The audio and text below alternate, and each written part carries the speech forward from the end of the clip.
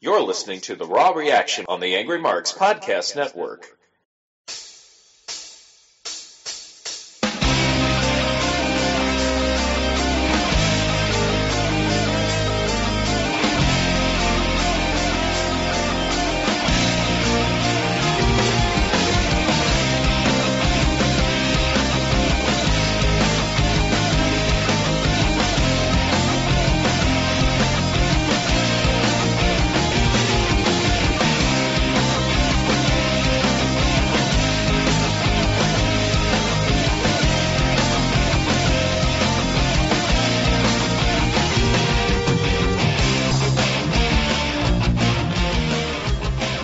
The deep freeze is over, and we're on the Raw Reaction FastLane as we got an All-American booth tonight for the first time in 3 weeks. It is Angry Tensai, and I'm joined by the biggest of them all, Big Dick. Oh yeah, how are you, Big Dick?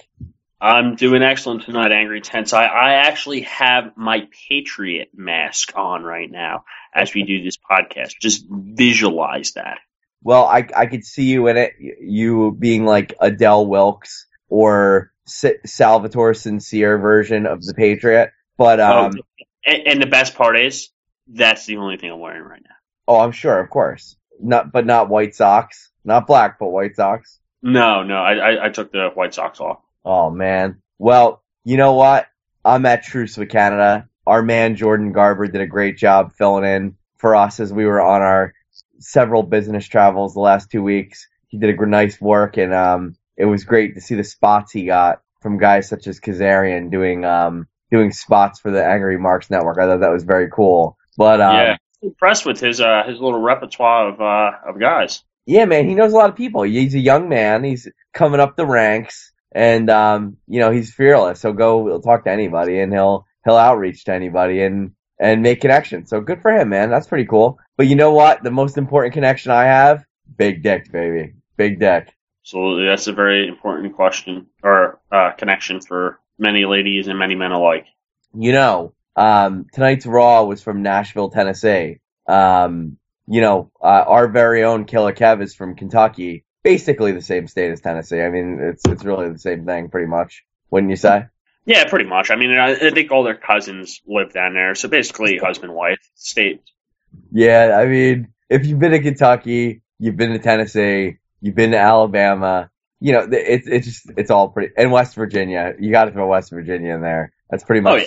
Oh yeah, that goes without saying. That's Kentucky for you. The funny thing is, I did not realize that Raw was in Nashville, Tennessee until Ryback came out, and he dropped some plugs. He was hurting for some cheers. He's like, in Nashville, Tennessee, and like 2 or 3 times. And I'm just like, really, Ryback? Pandering? That's what it's come down to. You're in the ring with Curtis Axel. I expected a little better from Ryback. Well, I hated that Ryback beat the shit out of Curtis Axel. They actually had a split without like a feud. And, I didn't like to see them go at each other there. But I get they are both making their intentions known for what we now know is going to reoccur. The coveted Andre the Giant Battle Royal again. I mean, that was last year's joke here, and it's actually happening again. Well, you know what? I think I saw there's definitely a need for it because it's going to be at WrestleMania, just inherently, there are going to be a lot of single matches. True. So, I mean, you know what? You need to have somewhere where the Usos can wrestle, or the Primetime Players, the newly reunited Primetime Players. So they need a match, and they want to get their WrestleMania paycheck. So, hey, you know what? Give them the Battle Royal. Have Andre the Giant. It's a good thing. And you know what? It gave Cesaro a little momentum last year. Well, I'm going to go on the edge here. We know Miz is going to be in it this year. We know Ryback's going to try and win it. We know Curtis Axel is going to be in it. I'm going to go out there, and I'm going to throw something out here. I've done this in the past. I've made some bold predictions here, and so have you. I'm going to surprise a lot of people. I am picking a winner here tonight in the Andre the Giant Battle Royal. You ready? The winner of the Battle Royal will be Andre the Giant. There it is. Wow. That would be epic. I could see it happening.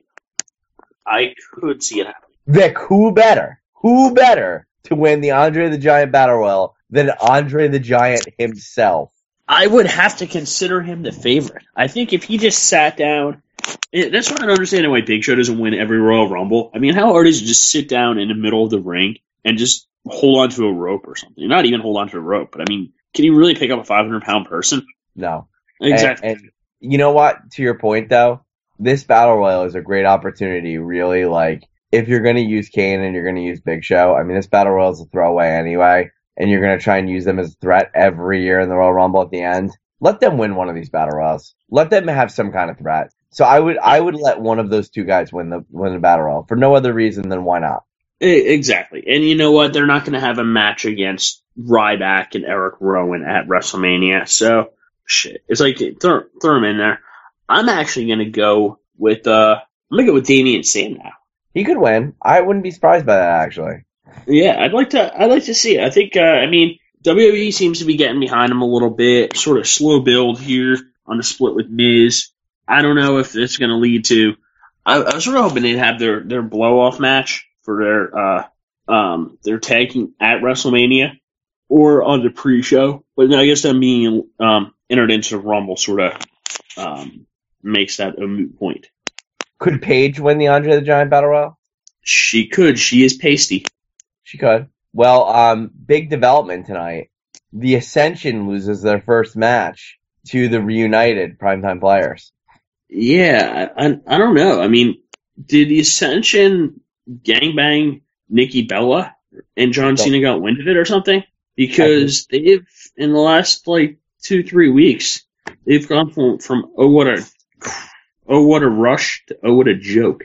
Well, here's the thing. Last night, I was telling Killer Kev before we went on the air, I absolutely loved that Tyson Kidd and Cesaro pretty much clean, clean, won the tag titles from the Usos. Now, tonight, there was a rematch in which Tyson Kidd and Cesaro got disqualified because Natalya decided to save the belts by knocking one of the Usos off the apron. But in reality, Kidd and Cesaro won very cleanly. I don't want to say decisively because it was a back and forth match, but they did win cleanly, and it was a big surprise at the pay-per-view. I thought to myself, how the hell are the Ascension going to now get tag titles with heel champions? And it occurred to me that the WWE has decided these are the heel champions. They are going to take the spot the Ascension would have gotten. And I think WWE, in the spirit of Tensai beating CM Punk and Cena in his first 2 weeks in the company, the Tensai push is over. The Adam Rose push is over. You can go on a wrecking ball, wrecking crew push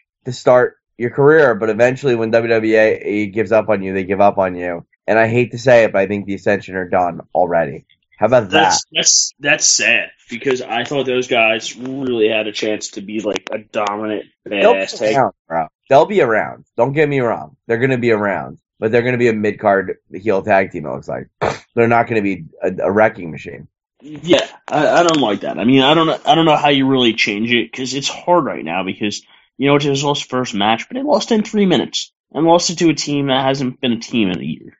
I like the Primetime Players back together, but the fact that you have them in the ring at this time and then they beat the Ascension, I just didn't get that. Now, Killer Kev, are you on the air? What did you think about, if you are, what did you think by hearing the Ascension lost tonight in 3 minutes? I actually did not hear that, so, until just now, and it was literally 3 minutes and the Primetime Players were in the ring at this time. I mean, no, I thought the Ascension were in the ring at this time, no? No, they actually came out. Okay. Yeah, I'm kind of not surprised. WWE really, really screwed this whole story angle team over. They just need to go back to NXT. They need to sit 6 months and they need to come back. Yeah, man, I agree with you. I'm really disappointed because I loved what I saw in NXT, and I feel like they really this isn't their gimmick. I mean, they made them really uncomfortable. I don't like what they did with them. They got shafted. But why? Because I think Vince thought that he really had his thumb on the pulse of what fans wanted, and Vince doesn't. He ruined maybe the best tag team to come through in a couple of years. Agreed. Yeah, they're a solid tag team. It's a testament to Kidd and Cesaro that they were kind of thrown together, and they've been able to do something with this, and they're gelling, and I think it's a real nice surprise, and it's something that kind of happened organically, rather than that was created. So you know what? Good for Cesaro and Kid. I mean, they literally, I was thinking about this. WWE has not had the best tag team in the world in forever. There were people who would say Beer Money or Motor City Machine Guns and TNA a couple years ago were the best. Others would say Kings of Wrestling or the Briscoes and ROH is the best. I truly believe that based on what I say, there isn't a better tag team right now in the world than Cesaro and Kid. How about that? Well, you know what? They are the WWE Tag Team Champions, and I don't even think TNA has a tag team belt anymore. They had to pawn it off to pay the electric bill. I don't even know if they do have tag team champions. I don't think they do. They had to pay it off to renew Matt Morgan's insurance policy. Jeez, man. I don't know. Maybe Bram could come back and save the Ascension. Who knows? You know what? I'm going to break in here real quick. Very real possibility that within the next couple of weeks, we may have an interview with the Blueprint Mac Morgan. Really? Really? Angry Tensai, are you going to do that live? He lives in Connecticut. With who? We're going to do it with the cast of the Undisputed Wrestling Show. They get them all, don't they? They get them all. Well, if they don't, Jordan does. I was going to say, I was impressed. Jordan's interviewed some legit, pretty legit people. I saw him post a couple interviews. I'm like, holy shit, this guy talks to a lot of cool people. Who found him? He found us. We're lucky. Probably heard about our podcast, Angry Tensai, and he figured, hey, you know what? I need to go where the big boys play. He did say he was a fan of ours. He actually said that. And I have to say, he got the best shows out of both of us in a very long time. So good. It's fun switching up every once in a while. Do with somebody else. I mean, it's easy enough to play it off you. I like having the unexpected where I say something and I don't know the answer. Well, that's like Killer Kev, man. It's always good to have Killer Kev's perspective. The original Angry Mark, Tonight, one of the big angles was Randy Orton's return. And Vic, I gotta say, I'm actually really confused about what I watched tonight. I'm assuming Randy Orton this is a big sham. Randy Orton essentially came out and I guess he was going to go after Seth Rollins and kick his ass, and instead the Authority stops him and tells him, that we can take everything back and take control of the company and we're family and this and that. And Orton decided he was going to take the Authority up on his offer, and throughout the night he was in skits with them, and it was very odd, and he's apparently back with the Authority, and he teamed Seth Rollins. What's that? I said Seth Rollins absolutely hates it because he doesn't think you can trust him. Yeah, but I don't.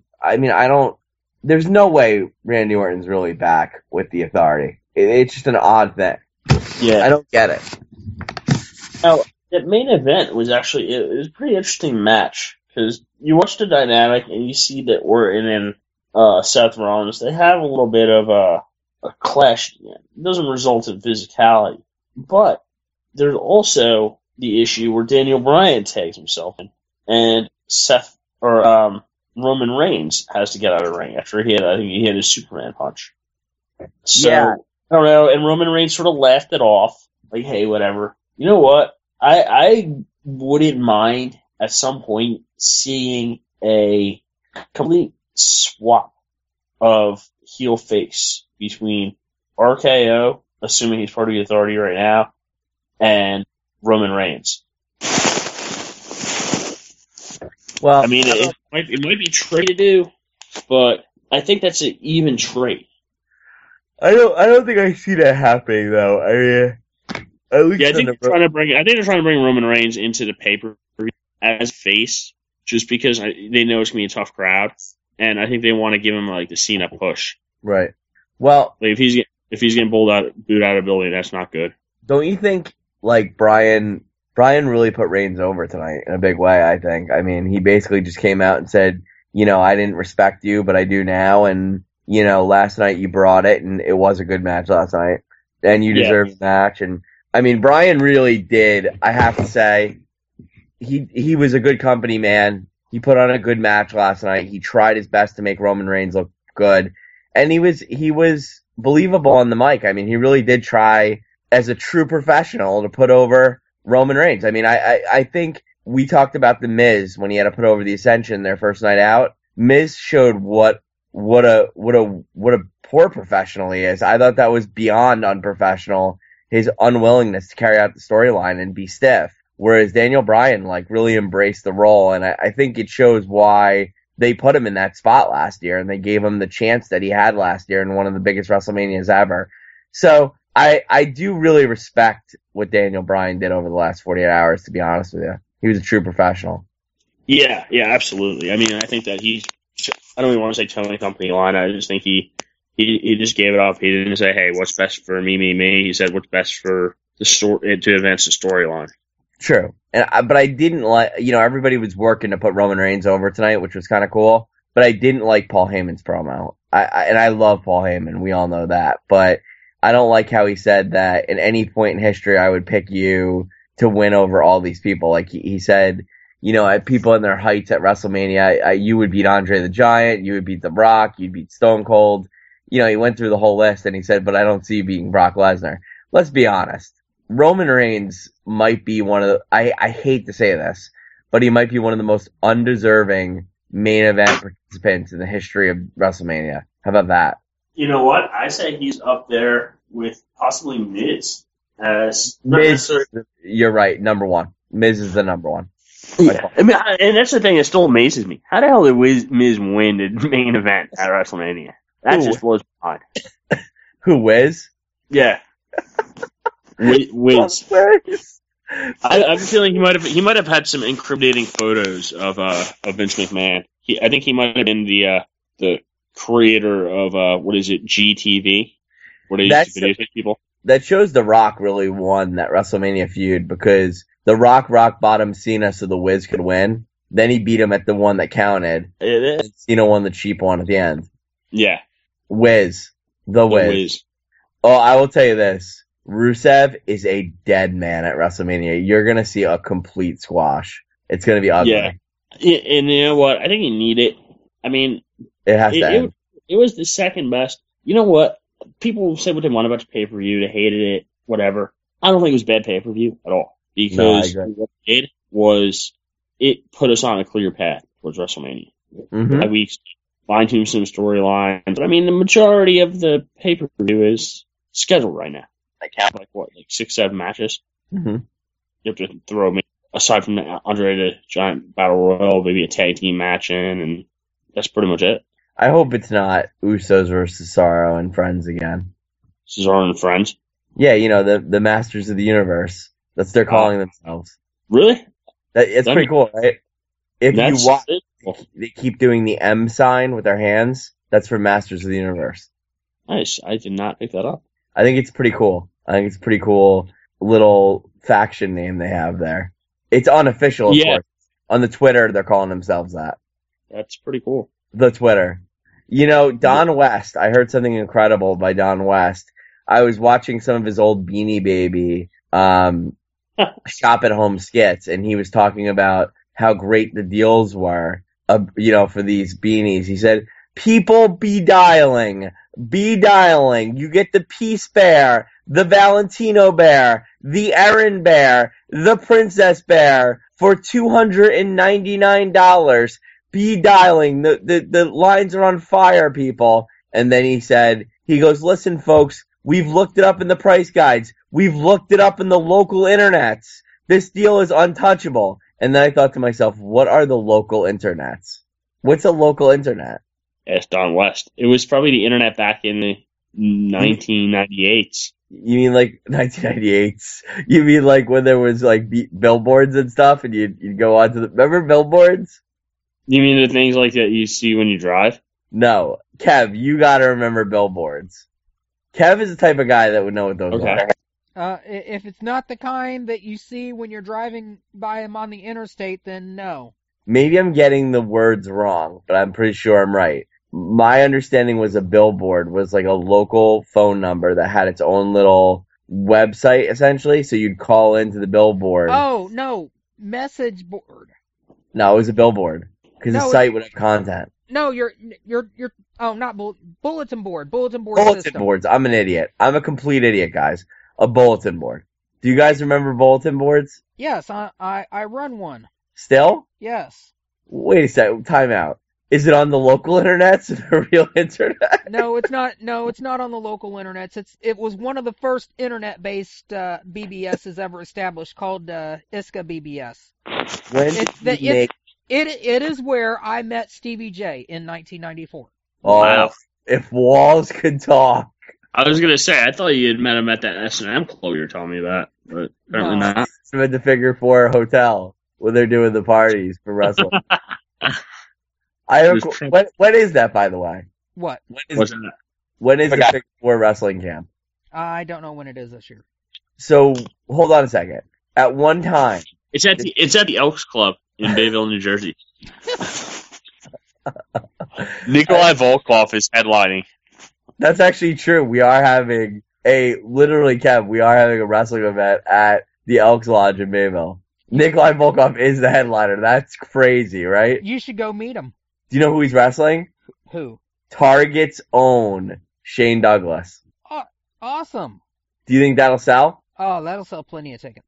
Do you think Shane Douglas, probably in 1999-2000, completely jacked up at the top of his game? I mean, that was only 15 years ago. Like, when he's at the Bayville Elks Lodge next week wrestling, do you think that's going to be in his head a little bit, like where he was versus where he is now? Oh, I'm sure it's probably in his head like every day. Do you think it bothers him? Well, after so many Miller High Lifes, not too much bothers you. If he ever got back in, like, elite shape again, could he ever make it back to the big time? No. He could maybe make it in TNA, maybe. But that would be about it. It's too bad. He was amazing on the mic. Maybe Lucha Underground. Maybe. And I'm really pushing that. I don't know if I could buy him as a masked luchador. True. Question to you guys. Bulletin boards. At one time, fact or fiction, did someone have to dial into a phone number to get on your bulletin board? On mine, no. Mine was always internet based, but I have been on plenty that you did have to dial a phone number to get to. Are there people that had to make the decision to leave the local internets to join the real internet and move their bulletin boards? Yeah, I would still be at the phone number. And I'm going to give a little shout out because there's no way still around. But in Tom's River, we had the This Notes for You bulletin board. And it was... Yeah, we've definitely had some bulletin board runs back in the day. What's that? I said we definitely had some bulletin boards back in the day. You know, a kid in our high school, Pete Haig, who is a complete kind of like recluse, he had his own BBS, and do you know what was on his BBS? I kid you not. The porn. Yes, porn. He was the original porn BBS guy. How does that feel to you? How does that sit with you? That's pretty interesting. And I would wait like 10 minutes to download one of his pics. Were they any good? I don't remember. Well, come on, you were what, 16, 17? Yeah, I'm sure. It was the fucking best. Admit it. Yeah, I'm sure it was. Speaking of porn, the Bellas took on Paige and Emma tonight. Yeah, this is a stupid match. I'm not gonna lie. This is a really stupid match. I'm starting to hate Emma. Why? What was going on before the match where Emma kept touching Paige and Paige kept hitting her? Dance at first, and Paige was like, "Yo, cut it out. Stop trying to dance." Why didn't Paige want to dance? No, Paige takes shit seriously. That's what Emma. Well, Emma got beat, and the Bellas won in a horrible match. Yeah, this was, I didn't even know. I mean, literally, I think they spent from bell to bell maybe 45 seconds. You know what I would rather have done with that 45 seconds? Dialed up my dial up and called the bulletin board. You know what else is odd? I don't know if you guys get these calls from MJM Ministries. It's like this dude that he's like a preacher, a young preacher, and he calls up and you get these calls and it says, "There is someone that wants to talk to you. Are you having a financial issue? Are you having anxiety? Well, my good brother, I know what is going on? And there's someone that wants to speak with you. Someone that wants to speak with you that is trying to do harm with you. And that person is going to do harm to you. But if you listen to me now, I can tell you how to avoid this person. And he goes on and on and on. And then finally it says you can press 3 to talk to him. Anybody ever gotten one of those calls before? Not in years. That guy is awesome. I want that guy in WWE. He'd be a great fit to lead the New Day. Love the New Day. What other matches do we have tonight, Vic? Mr. Vic. I think Vic got disconnected. Probably because MJM Ministries tried to contact him. You think so? It's possible.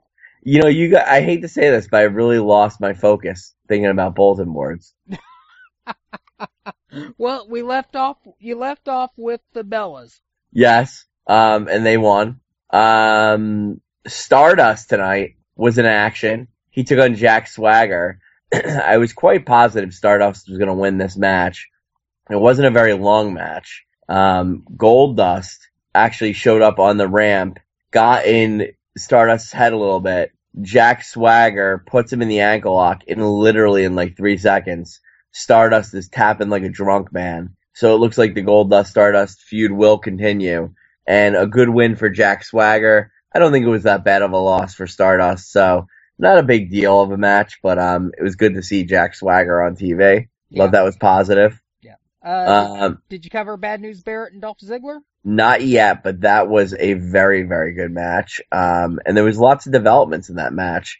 I thought that match showed the immersion. No, that's probably not the right word. The emergence of a little bit of an intercontinental title division, in which R-Truth was at ringside to scout the intercontinental title match between those two, that being Ziggler and Barrett, which was a non-title match, by the way.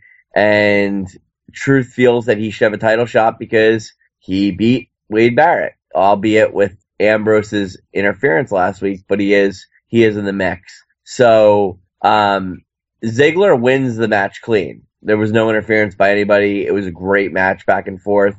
Barrett just has been off his game the last couple of weeks, and Ziggler got a much needed and a big win. After the match, Dean Ambrose came down with the Intercontinental title that he stole last night, taunted Wade Barrett with it, and basically told Ziggler to get the hell out of his way, and he took off with the Intercontinental title that he stole once again. So, could we have a fatal 4-way at WrestleMania? That could be interesting. I like seeing R-Truth getting a little burn. That's pretty neat. But they've done a lot of damage with him over the years, so maybe keep him out. I don't know. We'll see what happens. So, interesting match there. Interesting transition there. Overall. Big Vic, you still there? No, I don't have Vic back yet. That creepy bastard. Really, the only other two things to really mention specifically tonight are Bray Wyatt is certainly on a course to take on The Undertaker at WrestleMania. I'm very excited for that. Bray Wyatt wants to finish the job that Brock Lesnar started last year at WrestleMania, and he wants to do away with The Undertaker for good and rightfully take his place as the next supernatural power in the WWE. Makes sense to me from a storyline perspective. I'm very excited about this match. New photos have emerged over the last couple of days of The Undertaker training, and the rumors of Undertaker being like 1,000,000 years old and dying don't necessarily look to be true anymore. So it sounds like we're going to see a very competitive and game Undertaker at WrestleMania, and I certainly welcome that. Very cool, very cool. Sting Triple H is continued to be re-emphasized in our head. Last night, it's been laid out that Triple H was on the ground no less. Sting will be taking on Triple H at WrestleMania. Triple H is gonna go ahead with it, and tonight we saw a video package of Sting. Vic, welcome back. Yeah, sorry about that. I don't know how it got out there. Triple H Sting, man. Triple H Sting, I like it. I like the build up for this match, and I like that Sting hasn't said anything. I mean, he was getting a little old in the tooth, coming out and talking. I like him coming out and just being silent and deadly type. Yeah, man, I think it's pretty cool. I think Sting's gonna go over in a big way. I think Triple H is gonna be happy to put him over, and make him look great on the biggest stage of them all. So you know what? That's cool. That's a feel good thing. We were just talking about Bray Wyatt and Undertaker before you got off, and I just said Bray Wyatt wants to take his spot as the supernatural force in the WWE and put Undertaker out of his misery. And I mentioned we saw some photos on the net that over the last 2 days specifically that Undertaker is game and looks to be back in shape. Yeah, well, you sort of know. I mean, when he's posting his challenge, you sort of know Undertaker's like going to be fighting this. I like this feud a lot. That was probably one of my favorite spots last night at the pay-per-view was the build-up for this match because I had a pretty good feeling that it wasn't going to be the Undertaker coming out, and I had a feeling it was going to be Bray Wyatt because he's been calling him out for the last month or two. But just the way they did it, the way they executed it, is freaking great. Who do you think's going to win? You know what? I think Bray Wyatt goes over. Wow. I don't see it, but I mean, it's possible for sure. Yeah, I mean, don't get me wrong, I could see him putting on a hell of a match and getting a nice rub from him. I just see Wyatt taking it right now. I don't know why. Is there any possibility Bray Wyatt targets Kane or vice versa? I don't think so, mostly because him and Kane aren't there. I do see him possibly targeting, I don't know, maybe getting his wife involved or something. I don't know. I mean, I think right now at this point we're just waiting for the other shoe to drop and the Taker to come out. Right. Well, that's going to happen soon, I'm sure. And I think the fans are going to mark the F out and be excited. I think a lot of the negativity towards the Undertaker that there is, and I don't think there's a ton, but the sentiment that is mostly driven by the fact people just want him on TV. People want to see him. He's one of the most popular wrestlers of all time, and people want to see him. Whether he's wrestling or not, people want to see him. You don't get him a house show, you get him a pay-per-view. It's really Brock Lesnar. True. I kind of like that about Undertaker. If he's coming out, he's fighting. Like HBK comes out a lot, and yeah, it's all cool to see him, but we know he's not getting back in the ring. So I do like the fact, to your point, when Undertaker comes out, like Mark Henry, somebody's going to get their ass kicked, which is pretty cool. Yeah, I think my favorite part of the pay-per-view last night was, and I missed the first match or two, but my favorite part of pay-per-view was Triple H and Sting were out in the ring, and Triple H is literally going through the list. Hey, it's like, you know what? It's like you gotta have your action figures and your role in the WWE video game and your T-shirts and whatever. And at this point, the crowd's pretty quiet. All of a sudden, out of nowhere, you hear some asshole. That's a pretty good deal. You should take it, or something to that effect. Where it was noticeably visible, and I almost pissed my pants. I love it. Yeah, it was it was well placed. So I was a big fan of how that turned out, and I salute that. I don't know if it was you at the pay-per-view who yelled that out, or Killer Cat maybe. Not really sure. You know what I loved that I recently saw talking about well placed, and I never realized this, and I don't know if we talked about this here on the network, but do you know actually Vince McMahon did get the last laugh on Jeff Jarrett after the Intercontinental title fiasco in 1998. When he purchased WCW, the night on Nitro that Vince broadcast, he said, a lot of opportunity for a lot of people to step up and decide whether they're going to be part of WCW and come with the ship or they're going to stay here. But I, for one, can tell you one person who's going to be fired right now, and that's Jeff Jarrett. Jeff Jarrett never came over to the WWE, so essentially he was fired on Nitro. That's pretty awesome. I didn't even realize that. I didn't realize that happened back then. That's a pretty cool story from Kev, do you know about that? I just recently saw the clip, and I was blown away. I mean, I think that's a big deal. I don't think a lot of people know about that. I have no idea what he did to piss off Vince, but yeah, it's clear. You know what he did? He held up the Intercontinental title for $200,000. Oh, come on, but that was like, years ago. You know what? Vince has forgiven people for greater shit. Macho Man Randy Savage is just now getting inducted into the Hall of Fame. All he did was bank Vince McMahon's daughter. Come on. Yes. Here's my question. This man holds a grudge. Well, let's be really honest. The whole reason that got held up is because of his brother Lanny. If somebody held up the Intercontinental title now because of their contract, Vince wouldn't give him $1. He'd be like, who cares? The belt's a friggin' prop. Why did he care back in 98? because kayfabe was still real. The belt meant something? Not just the belt meant something, the whole business meant something completely different. Yeah. It wasn't exposed like it is now. Can we ever go back? No. Never? No. I mean, well, if you're doing it purely as a nostalgia kind of thing where we're all going to pretend kayfabe is real, then yeah, we can do it. Like a legend show of some sort. Yeah, but like with WWE, TNA, New Japan in its current state, 2015, no. There's no turning back from there. I have a question for you. Why is it that Kane could literally get burnt by Bray Wyatt or something like that and come back with his mask in 3 months and go on a wrecking machine and we'll be okay with whatever, but we'll accept that Kane is wearing a mask and kicking ass and shooting fire at people. If anyone else tried that gimmick today, it would get laughed out of the building, but it's okay when Kane does it.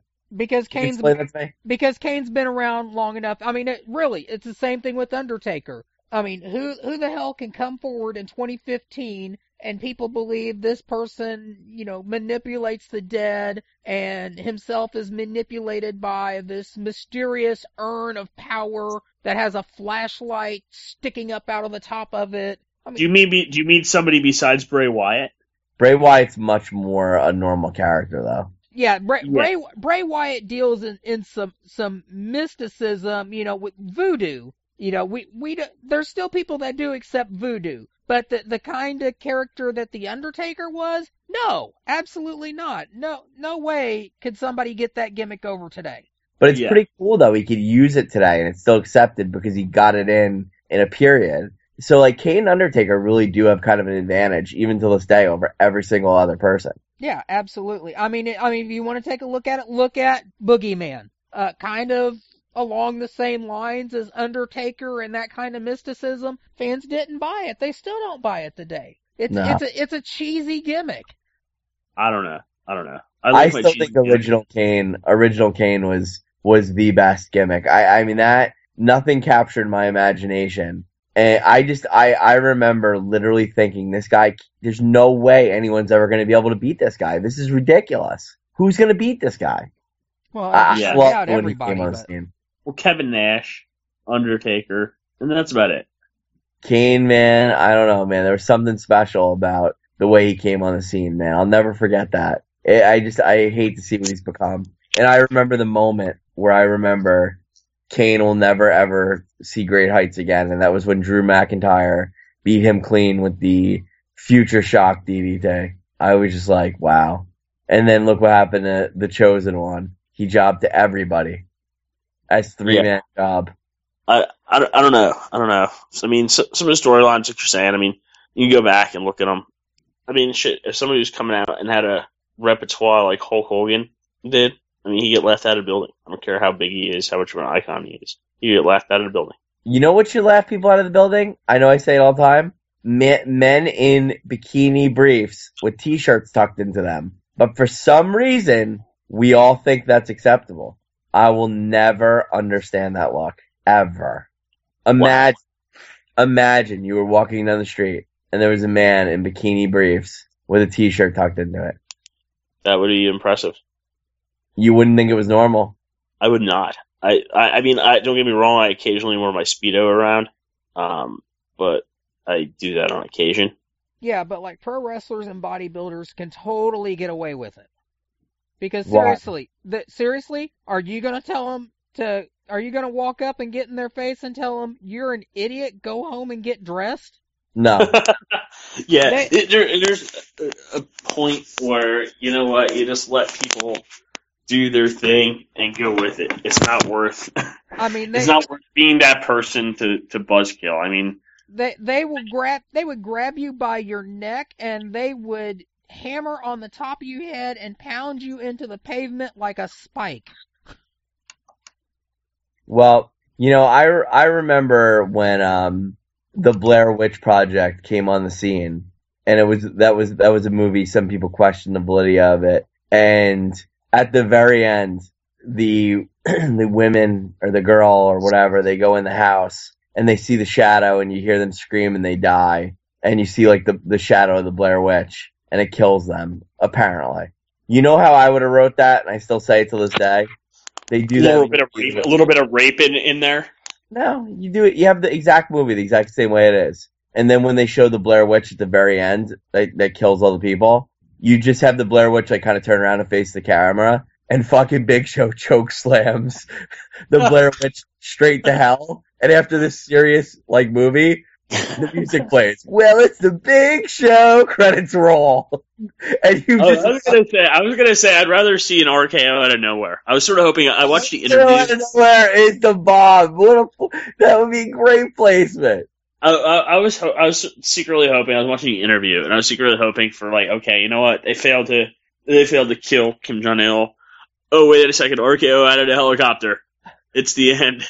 He's over. Michael Cole, and I don't like this about Michael Cole. He's too good. Wait, hold on a second. Let me clarify. Michael Cole, H&M Potter original. Not Michael Dirt Roll Cole. Michael Cole. Michael Cole. I have to wonder. Whatever happened to him? Is he on Facebook? Who cares? Michael Cole from WWE refuses to say RKO out of nowhere, and I hate that. Like, just say it. That's what everybody wants you to say. And you won't say RKO out of nowhere. Why? Why is he not saying it? Yeah, but you know what? That's more of a line that somebody in color would say versus, you add it for effect. Cole's sort of the play-by-play man. And that's why you have, the color commentary. I understand that, but nobody's using it. Like, one of the guys jumped off the top rope last night, and they got hit with an RKO. That's RKO out of nowhere. You gotta take it. That's what everybody wants to say. I get what you're saying. Just say it. Meanwhile, every single person that's watching the pay-per-view at home is like, RKO out of nowhere! Like, loving it. Like, it's the coolest thing in the world. You gotta say it. Joey Styles would have said it. What's that? And you know, I think that WWE is missing an opportunity here. Don't get me wrong, he's been back for a day. I think they really could have put him over utilizing that. I think they showed one or two of the little things on TV, but shit, they could do a lot more with that and really put him over as sort of like a mainstream face. Yeah, man. And even have that be like the entrance music or something. Or in the background you have. It makes too much sense. It's not gonna happen. It makes too much sense. Orton's gonna rip his face off on TV and reveal himself. It was me, Austin! It was me all along! Oh, damn it, you son of a bitch! Oh, man, freaking awesome. Oh, man. Do we bang out most of our matches here? What else do we have left? That's everything, man. We did it all. Damn, man. Yeah, I was going to say, that's about it. Not too thrilled that the Primetime Players are battling and winning against the Ascension at all. I think that tag team just needs to go down for redevelopment at this point. I didn't like the match. I love Primetime Players and I love the Ascension. I hated that they were against each other because one of them had to lose. That was not a good win for me. I wouldn't have minded it if it was like a 10-15 minute match. They were like, okay, you know what? You could have been undefeated for like 2 months. Sort of getting a nice some time. And let them work. Yeah, exactly. Let them beat the Primetime Players and let them have a match after WrestleMania or something. Let them go to Battle Royal. A little time. And I have to say, Darren Young was really rusty, man. He was in slow motion. I don't know what that was all about, man. He did not look good. I don't think it was the Ascension. What's he been doing for the last 6 months or so since we've seen him? I'm just saying, you got to be sharp when you get out there. I don't know if he was gassing or what, but my God, he looked terrible out there. He just looked slow, really slow. Yeah, I was going to say, I have no idea what caused that. He was like us on Raw Reaction night. He was expecting it cold out. You know what else there was? Bulletin board. So there was this notes for you, bulletin board. There was also Cyber Chat, which was the one Killer Kier was on. Remember Kier? Scott Kier? Kier. Did you like Kier? No Kier. Oh, Scott Kier? Yeah. I heard he was into some pretty interesting stuff in college. Such as? Darren Young-esque stuff. You really think he did? He Well, became he became a motivational speaker for high schools. yeah, absolutely. And you know what? I heard he might even join he might be joining the New Day. That could be. I think that could be his big break. He's such a positive force. What's his We did afro? have. What's his afro look like? He doesn't have an afro. He was a guy that me and Big Dick had a very big feud with. To be honest with you, He wouldn't race. He wouldn't race Angry Tensai for pink slips. That upsets me. I'm kind of glad he didn't. What if I would have lost? What was he driving? Some crappy car, but What were you driving? I just wanted to take his car. Well, I had a crappy car too. I think I had like a 90 Beretta and he had like a 90 Jetta, and we both wanted It's not that we wanted each other's car, but we just didn't want the other one to have a car. So we essentially decided we would race for pinks. And it never Well, happened. no, I think you and I decided that you would race for pinks, and Scott didn't want any of it. Yeah, he contemplated it, but then he decided not to, and I was like really insulted he wouldn't. Yeah, I think that's some The- pretty cheesy stuff. Then why didn't you just dump sugar in his tank? No, because I don't want to do that. I mean, I would have just beat him up before I would have done that. But you know what? I think it's funny though. Like, if he would have said yes, under pressure, I probably would have had to gone through with it. And what if I lost my car, dude? That would have been a problem. No, you just be like, "Hey, man, good race." So you go to shake his hand and hand over the title and keys. And just be like, "Psych." My dad would have killed me. Oh man, that's funny. Anyway, Just be like, Scott, I'm not giving my car. It's like we can't gamble. It's like we're gonna get in trouble. Jeez. yeah, man. I mean, I wasn't gonna really take your car. You're not serious, right? Good race.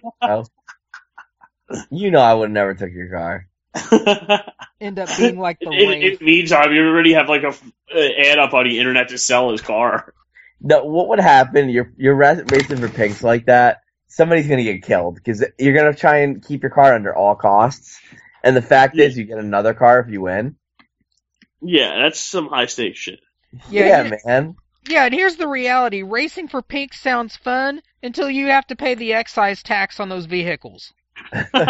Yeah, what 16-year-old kid is going to have a couple $1,000s because of all the cars he's collected in racing? Like, fuck, you can't get enough shifts at Burger Chef for that. You know, Vic worked at Burger King for a while. For like 3 years, man. That was like my thing. You own that joint, man. You own that. Me and Alda Moselle ran. Really? Was she a good coworker? I don't know. She got fired, sort of because of me. I was happy with that.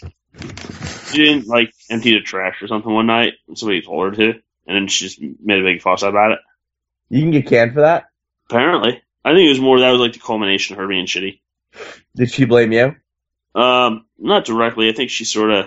I mean, it was something where I think I might have dined her out on it, or said, "Hey, look," like she said she was going to do this, and she didn't. And then just well, I hope it was a good lesson for her. You know? Exactly. If you mess with a big dick, you're gonna wake up sore. Oh man, enough, guys. This was a great show and another great week, and I appreciate both of you. And tune into Tuesday for the world's greatest wrestling show for Stevie Ray. Stevie Ray will be back on again. We're very excited for Stevie Ray. Stevie Ray, one half of Harlem Heat. Yep, he was on the world's greatest wrestling show. Wow. When did Harlem Heat get inducted to WWE Hall of Fame? They just inducted the Bushwhackers. They didn't put him in yet. Well, I was going to say Booker T could be a two-time WWE Hall of Famer. Is he in already? I think so. Yeah, Booker T's already a Hall of Fame. How is Harlem Heat and the Steiner brothers not in, but the Bushwhackers are? Scott Steiner still has some issues. Dude, I could think of like 40 tag teams I'd put in before the Bushwhackers. I don't know. Bushwhackers were a pretty damn good team. No, they weren't. They literally showed them. They're like, oh, they had 27 tag team titles from across the globe. And just they never had the WWE titles, ever. They held no belts, nothing. Wait, no, they held the VFW belt in Dayton, New Jersey. Whatever.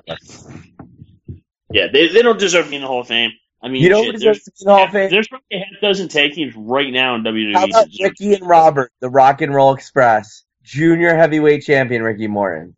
Wow. I think he might be, or no, this is Scott Norton, I was going to say. I think he still might be in NWO. The Rock and Roll Express are not in the Hall of Fame, but yet the Bushwhackers are. Explain that to me, Kev, I don't know if I can explain that. because I'm right.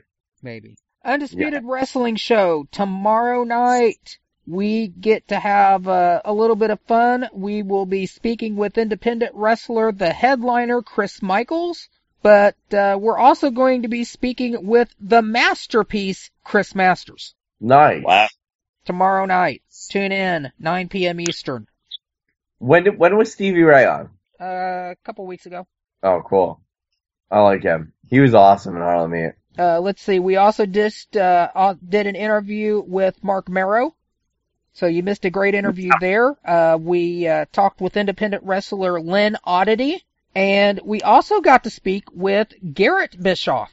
Interesting. Really good interview. I wasn't expecting something super over the top, but Garrett is such a laid back guy. And It's he because just all kind of, the drugs he does. he just kind of threw everything out there. He didn't shy away from any questions. Really great interview. Who is Len Oddity? He's an independent wrestler that's been out on the scene for the last several years. You saw his picture. Is he like the Oddities? He's definitely an odd individual. But he was Len not. Oddity. He was not part of that devastating stable, was he? No. Okay, Is just checking. Do you think it's possible that one day, at the end of a WrestleMania, we'll hear the following? My God, he did it! He's paid his dues! Len Oddity is finally the WWE champion! We'll see you next year at WrestleMania! Could that ever happen? No. I don't know. Why not? Let me Google this guy, and I will tell you if he's got what it takes to be the WWE champion and headline at WrestleMania. I'll tell you right now. I'm Googling him. Guys, listen. Hold on. Len Oddity. I am going to images. I can tell you this guy will never end a WrestleMania with the title in his hands. Don't think so, huh? He knows so. Okay. Well, that's okay. Not everybody can. Roman Reigns, for example, will not be one of those men this year. No, he won't. He won't. So there you go. But that's all I've got to plug. Okay. Well, that's good. I think this was a great show. Good show. Bulletin boards, guys. Bulletin boards. I want to say thank you. And Kev, I think you should close us this week and say something nice to end the show. And you can hit the music when you're done. Close us out. Say something prophetic. I predict that next week I will not be watching WWE Raw. So good night, everybody. We'll see you next week.